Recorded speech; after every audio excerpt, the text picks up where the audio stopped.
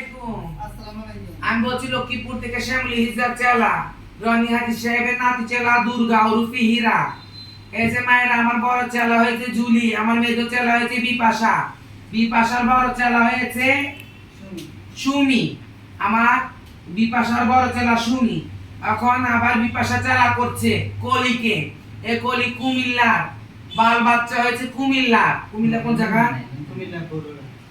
কুমিল্লার বরুড়ার বাচ্চাও তো। আচ্ছা, গুরুনাম গুরুর ঘর থেকে খাপা হয়ে চলে এসেছে, রাগ করে চলে এসে কাঠি ভাঙা ভাঙি হয়েছে না, হ্যাঁ পাক পবিত্র হয়ে মুরাদ চলে এসেছে।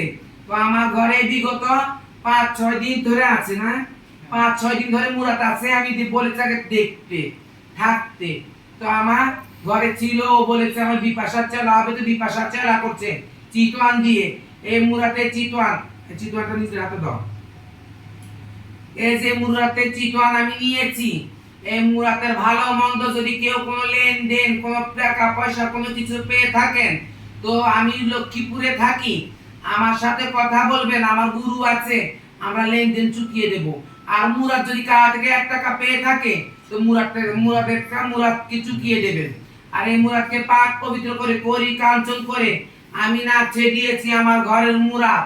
আমি করি কাঞ্চন করে আমার বিপাশা ছোট চেলা করছে। এই বিপাশা চেলা, তুমি সহায়তা চেলা হচ্ছ? হ্যাঁ আমি সহায়তা। কোনো জোর জবরদস্তি আছে? না।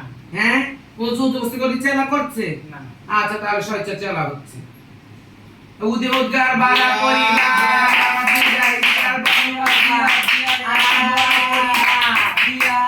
একটা মিষ্টি খেতে হয়।